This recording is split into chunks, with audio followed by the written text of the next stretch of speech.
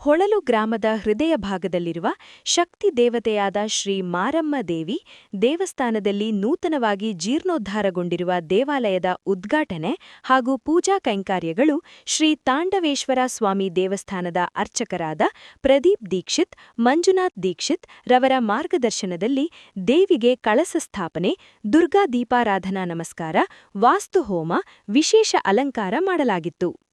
ಶ್ರೀ ಬಲಮುರಿ ಗಣಪತಿ ದೇವಸ್ಥಾನದಿಂದ ಹೂ ಹಂಬಾಳೆ ಪೂಜಾ ಕುಣಿತದೊಂದಿಗೆ ಬಸಪ್ಪನ ಮೆರವಣಿಗೆ ಮಾಡಿಕೊಂಡು ಮೀಸಲು ನೀರನ್ನು ತೆಗೆದುಕೊಂಡು ನಂತರ ದೇವಿಗೆ ಪ್ರಾಣಪ್ರತಿಷ್ಠೆ, ಪಂಚದುರ್ಗ ಹೋಮ, ಅಲಂಕಾರ, ಕುಂಭಾಭಿಷೇಕ, ಮಹಾಮಂಗಳಾರತಿ, ಅಭಿಷೇಕ, ತೀರ್ಥಪ್ರಸಾದ ವಿನಿಯೋಗ ಮಾಡಲಾಯಿತು.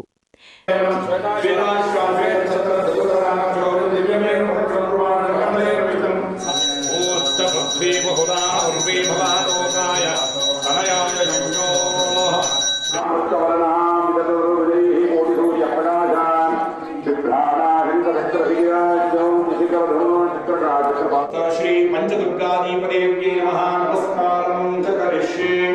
ಓಂ ತ್ವಯಿ ವೃದ್ಧಾದಿತೆ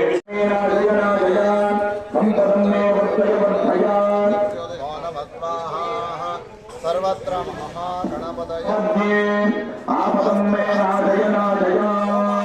ಕರ್ಮ ಕರಿಷ್ಯೆ. ದೇವತಾ ಕಾರ್ಯಕ್ರಮದ ಪೂಜಾ ಕೈಂಕರ್ಯಗಳಿಗೆ ರಾಜ್ಯ ಒಕ್ಕಲಿಗ ಸಂಘದ ಮಾಜಿ ಉಪಾಧ್ಯಕ್ಷರಾದ ಎಚ್ಎಲ್ ಶಿವಣ್ಣನವರು ಚಾಲನೆ ನೀಡಿ ಮಾತನಾಡುತ್ತಾ, ಸುಮಾರು 100 ವರ್ಷಗಳ ಹಳೆಯ ದೇವಸ್ಥಾನವನ್ನು ಯುವಕರೆಲ್ಲರೂ ಸೇರಿ ಜೀರ್ಣೋದ್ಧಾರ ಮಾಡಿದ್ದಾರೆ.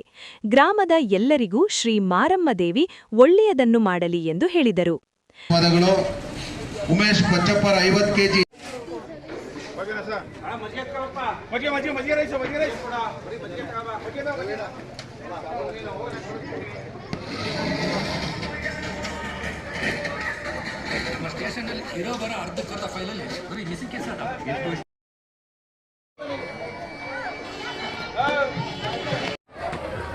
ಪಂಚಾಯತ್ ಅಧ್ಯಕ್ಷರು ರಮೇಶ್ ಚೇತಂದ್ರ ಅವರು ದಯಮಾಡಿ ವೇದಿಕೆ ಹತ್ರ ಬರಬೇಕು.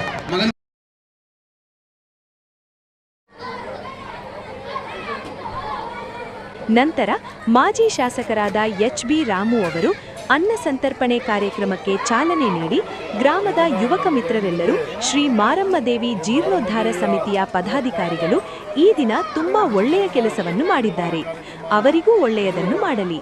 ಅದೇ ರೀತಿ ಗ್ರಾಮದ ಪ್ರತಿಯೊಂದು ಅಭಿವೃದ್ಧಿ ಕಾರ್ಯಕ್ರಮಕ್ಕೂ ಸಹ ಯುವಕರೆಲ್ಲರೂ ಸೇರಿ ಸಹಕಾರ ನೀಡಬೇಕೆಂದು ಹೇಳಿದರು.